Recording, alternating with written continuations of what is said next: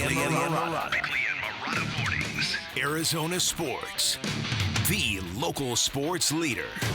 Bickley Blast. So, did you hear the news? A new study has been released, and Suns fans lead the league in online vulgarities. I'm not kidding you. We're even more vulgar than Philly fans, and it's not even close. And if you've seen the temperature on Planet Orange these days, you know it makes perfect sense. And that is because the Suns are loaded with expectations, and their fans are loaded with pathos and PTSD. It's everywhere, from selecting DA over Luka to passing on one of the greatest players in the NBA, for trading the Twins and all their future draft picks for Kevin Durant, and then watching Mikal Bridges flourish on his own, and of course for all the heartbreaking playoff losses, and 56 years without a title and running. Now that the Suns are 14-15, they seem to have zero personality and a ton of issues. Some people have accused Kevin Durant of quiet quitting. I don't believe that for a minute. Some people wonder why the Suns hired a defensive-minded head coach with a team built on 3 great offensive players. It's a good question that bears examination over the next 30 days. Some people bemoan the lack of leadership, the stuff that Chris Paul and Jay Crowder used to provide on the daily. Like, where is the fire? And some people wonder, what happened to the soul of this basketball team? What happened to the joy that once accompanied every game at Footprint Center? Alas, the fun is gone, and for the moment, so is the winning basketball team in Phoenix, Arizona. All right, today's Bickley Blast brought to you by my great friends at Chapman BMW, who make luxury attainable. Find them online at chapmanbmw.com.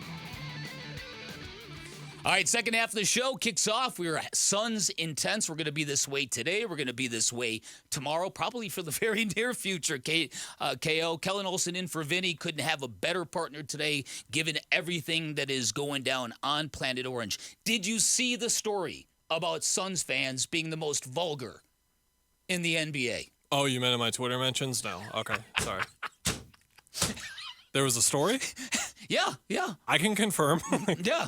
I'm a source. Yeah, no, yes. There was actually a study done of online vulgarities among NBA fan bases, and the Suns lead the Philadelphia 76ers in the most online vulgarities. I'm not kidding. It's an actual study. You have like a tortured franchise of sorts with all the close calls that they've had for a championship over the years, for everything.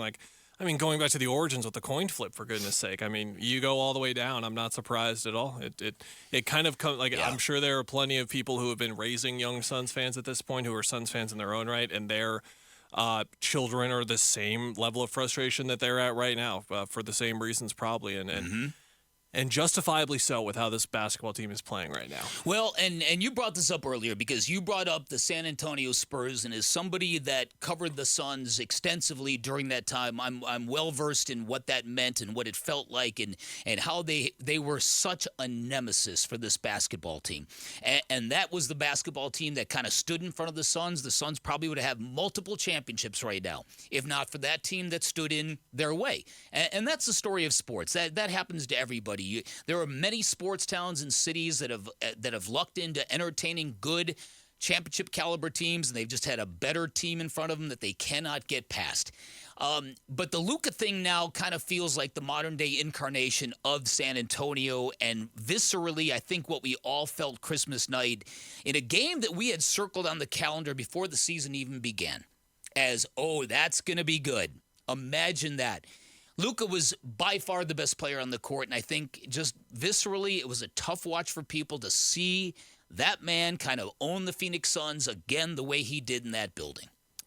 Yeah, I have a unique perspective on all of this as the person who, at the time, I guess it's me, the touting my predictions from 5 years ago time of the show, which something I try and avoid, but with the conversation coming up, I have a unique perspective on this. I was someone who believed at the time that Luka Doncic should have been the pick for them number 1 overall. And the reason I'm bringing this up is because the amount of, to bring up your point to start the blast with the vulgarity of the fan base, the vehement mentality that it got to in terms of discussing if the Suns should pick Luka Doncic or DeAndre Ayton. Like, I've never been attacked like that personally online since or before, and that was much longer ago when I didn't have nearly the amount of exposure and opportunities that I have now. And that sort of just kind of carried over naturally, I think, to some of the dissent or dislike, whatever you want to phrase it as, towards Luka as it is. So there's a little bit of that sprinkled in there for sure, but it just has to go back to the player that he's become, the player that Luka is. He's an extremely frustrating player to watch because you watch him some nights and you're like, that's the next LeBron James. And then you watch him some other nights, you're like, that's the next James Harden. Like, you can't figure out what exactly he's going to be over the course of his career, and he just complains all the time. And I talked about it earlier in the show about how Booker is never a guy to show his frustration with his teammates. I saw Luka do it like 6 times the other night. He does it every night. Like, he is that type of player, that type of emotional player.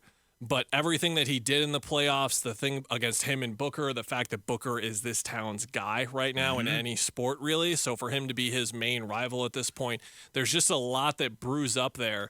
But the interesting thing and the thing that's kind of happened now with the fan base is that they were loathing. Like, it was just days out. I saw Suns fans who I follow on Twitter just talking about, like, I don't want to watch on Christmas. Like, I know what's going to happen. Like, I know Luka's going to go nuts, and I know that we're going to lose and all this kind of stuff. And that is what came to fruition right now. And that's just how this basketball team in the position that they're in right now. They're 3-8 in the month of December. They are 26th in offensive rating right now. They're 18th in defensive rating. Yes, the offense has been worse than the defense this month. 27th in assist to turnover ratio, 26th in points off turnovers, 28th in fast break points. Like, they are bottom of the league in a lot of really key categories that good teams are great at. Assist to turnover ratio, we talked about that endlessly with the Chris Paul, Monty Williams teams. Points off turnovers, taking advantage of other mistakes. Fast break points, using tempo when you need to.